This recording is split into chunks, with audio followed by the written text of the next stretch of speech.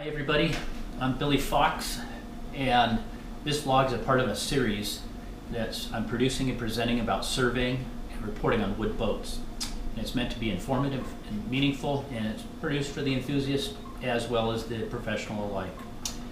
And this particular part is on bottom only, the bottom.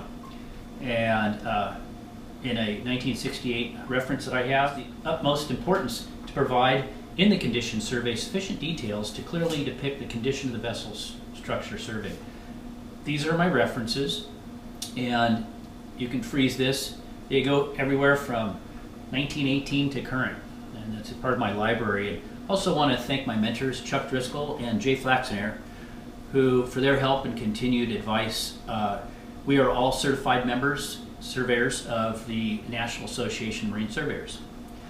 So that takes us to when you consider vessel surveying it, you have to consider the trade, the intended service, the navigational area, and the impact of the water on the haul out.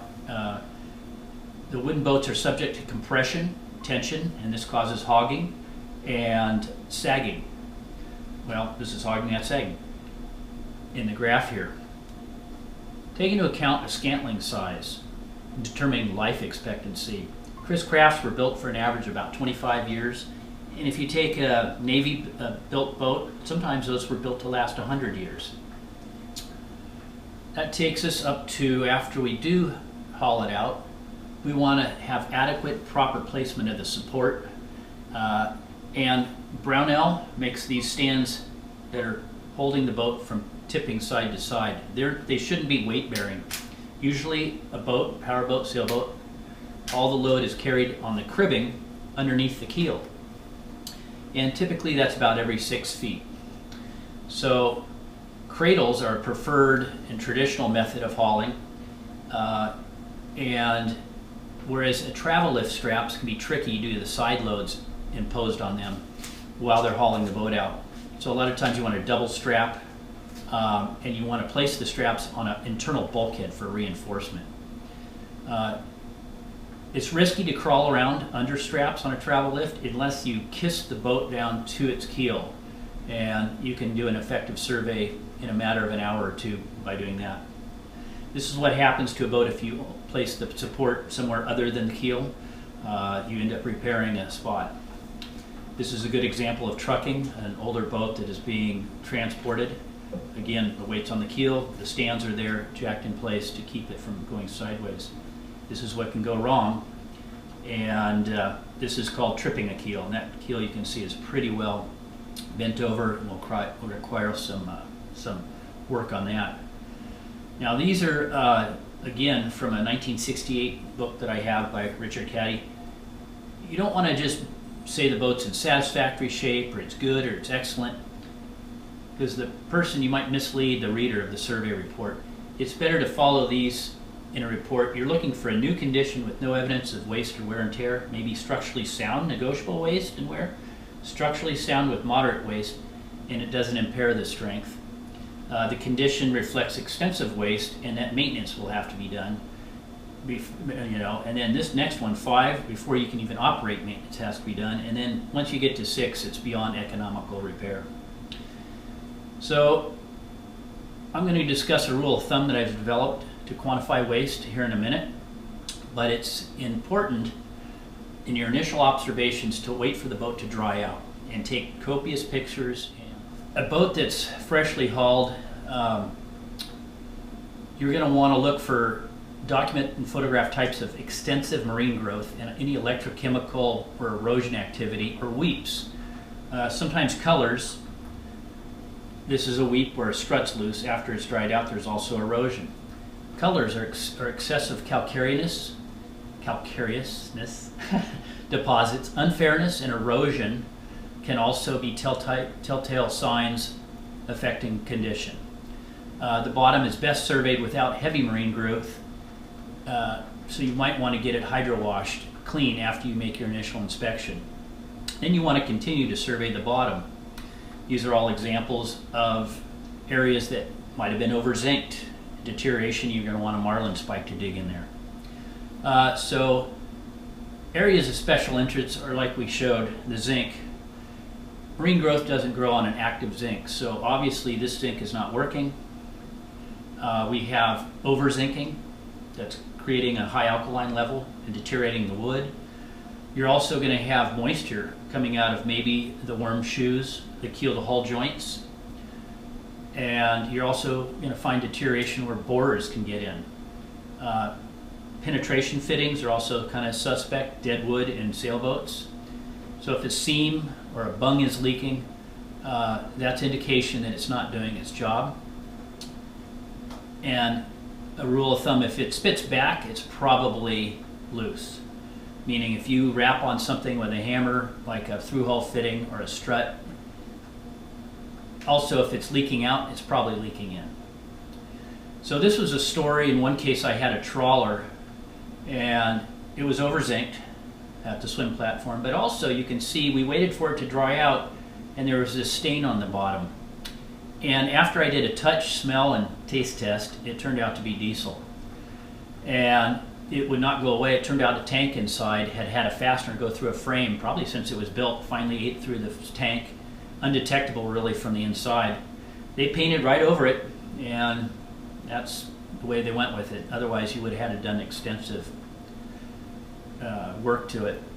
The other picture in the beginning of this vlog shows an example of what's called, on a double planked sailboat, Stevens disease, where the fresh water seeped in probably from the deck between the planks and an active rot between the planks. Very hard to see. But again, letting it dry out, we would have seen it.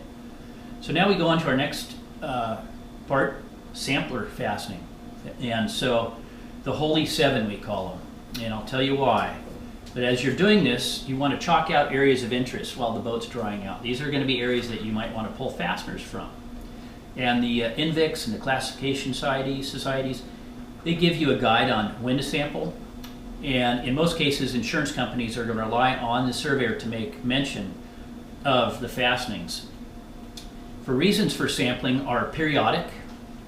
Usually starts when the boat is 10 years old, and then thereafter every 5 years. Now, if there appears to be a problem or a suspect area, that's called cause. And the surveyor at any time can ask for a fastener to be pulled because of cause. Now, the Holy Seven refers to the minimum number and the area that you're going to pull your fasteners. The Holy Seven is portrayed as it refers to one each port and starboard, that's 2, one each amidships around the garboard, that's 2 more, and then 1 each port and starboard aft near the transom.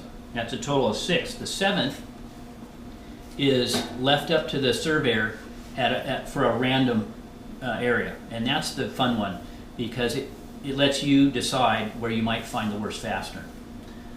Now, the fastener materials are typically bronze, galvanized, stainless, Monel, and even wood. The types can be screws, ring nails, spikes, rivets, drifts, and we said even the wood trennels. The condition of a fastener is presented as a wastage from original, and either it's fit tight and hard drawn, or it's loose fit and easily drawn. Condition of the fastener is presented as a percentage of wastage from original. It's either tight fit and hard drawn, or it is loose fit and easily drawn out, usually indicating a wasted fastener. Penciling is a term often used to describe out a worn out fastener. And you can tell in this picture, it's not original, it's not new. So traditionally you can size up a screw. If you took out one that was loose or easily drawn, you can usually size up the fastener one more, put it back in the hole, and go back to work. You can only do that once. And then fastening patterns. The surveyor should be familiar with the original pattern, or be able to tell if it has been refastened or refit. That can include areas of 2 extra fasteners put adjacent to the original ones, or there could be 3 in a row. That would indicate that somebody's added fasteners, and that's okay. Once you do that, it's usually the end of it before you have to make replacements, because everything becomes Swiss cheese. Okay, keel bolts are also unique in boat building and can represent an issue later in life. We showed you some pictures where there was weeping. The idea is to establish an indication of the state of the hull physical integrity, and based on the findings, many questions can be left outstanding. And so I've developed my own rule of thumb, that is, if 33% of the sampled fasteners display 33% wastage, this would indicate that additional sampling might have to be taken to really determine overall how the boat's doing. And again, my decisions on that are usually made based on, in conjunction with the vessel's intended use. If it's going to sit at the slip for the next 20 years, you know, pressure is going to hold it together, just memory. But if you're going to use the boat offshore, it comes into a different. For instance, the Shearwater was a converted minesweeper that I surveyed, and it sat at the dock for 20 years. And so I call this creative writing. We had to haul it out and do some refastening, and the owner wanted, or the buyer wanted to take the boat to Monterey from San Diego.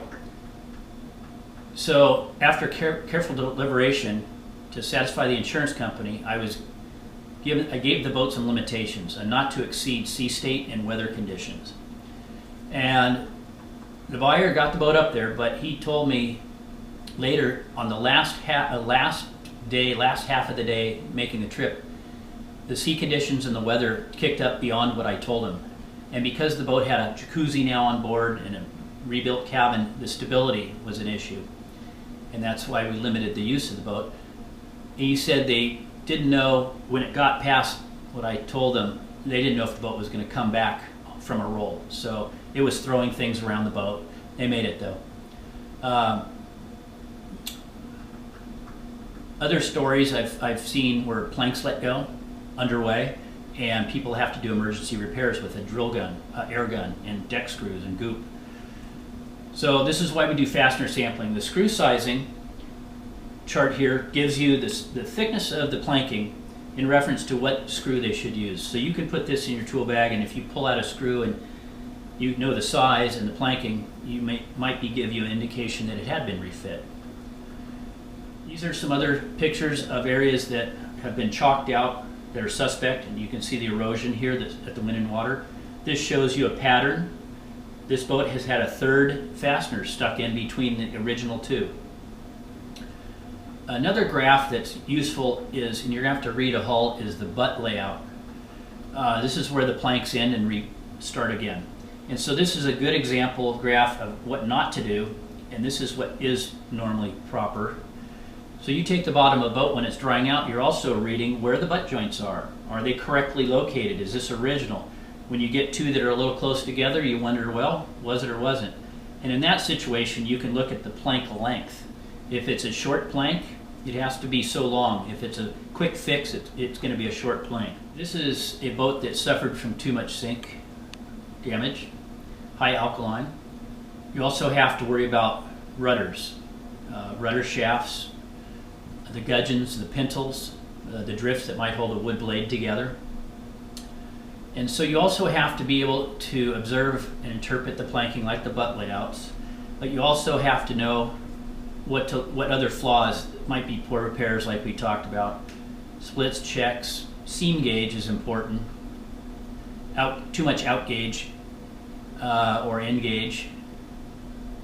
Any hogging or racking needs to be quantified and noted. In addition, knowledge of types of planking.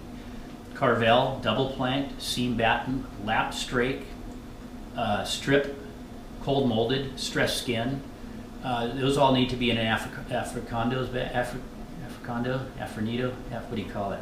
Aficionado? Aficionados? Aficionado's bag. Aficionados. a fish bag. So again, grain type, wood type, the direction, the grain of the wood, the grains per inch come into play, the moisture content of the wood, and the decay qualities of the type of wood. The external effects that can be detrimental to a hull integrity could be electrochemical wood deterioration, borers, weather, erosion, decay, sodium hydroxide, and high alkali solutions or chemical. Also collision and elision can also take a toll on a boat. So acoustic sounding is what a surveyor will do to try to check for things that you can't see. It's taking a wood mallet, taking your hand and placing it on the hull and rapping on the wood. You're looking for a solid sound. If a plank is loose from a fastener, sometimes you'll get a hollow sound. And so that's a little bit of a skill, but it is something that's important to note. We also have the seams. Caulking the seams is something that's a bit of a lost art, and traditionally it's cotton and hemp and oakum pitch. And however, you got to be alert. Some people will use polysulfide, polyurethane, indicating they might have covered up something that, too wide of a gap, again, outgauge. So those would be something that would be suspect and you'd have to call out. The bottom protective coatings are typically refinished every 3 years. If you're in class, 2 years. If coral growth is active, then you know that the paint has lost its toxicity and it's time to redo it. Also bare spots. They're going to require some extra prep when you do that. They also have something called paint sickness, where you just paint it and paint it and paint it until the paint gets so heavy it flakes off the hull. And it's very hard to keep even a warranty on somebody that's going to paint the hull at that point. It'd be best to wood the hull, and then you really get a good look at a bare hull. Let's go on to some parting shots. Some wood that was gathered for the building of the San Salvador at the San Diego Maritime Museum, the epitome, and the live oak. These are indications of patchwork that you see. Might have a loose seam under there, like that they didn't want it properly correct. This is an in-the-water survey where you can see splash zone and obviously a lot of erosion. Way past hauling out. This is something that nobody could see from the inside until you did strip the hull. Looks like somebody had a barbecue in there, and you would have never known this had you not stripped the boat. Again, another potential copper patch that somebody put on there to probably hide, and not traditional. Later on in this series, we're going to talk about wooden masts and booms and spars and topsides. Again, you can see where a collision really racked this boat and broke a mast. But in conclusion... That's your boat. I know. Tioga! The closer. I miss Tioga. I know, it looks so good right there. I think you or Terry took that picture, by the way. Yeah. So wood boats have an unmatched, comforting sound and a feel going through the water. Maintenance is the key to reliability, and usually if you start with good bones, you'll have fun. Again, thanks for watching. Subscribing below is always appreciated, and if you need any more information, I can help you out. You can always call me. The first 15 minutes are complimentary. Be happy to talk to you. And you can look for my contact number via the National Association of Marine Surveyors website. Smooth seas and falling winds.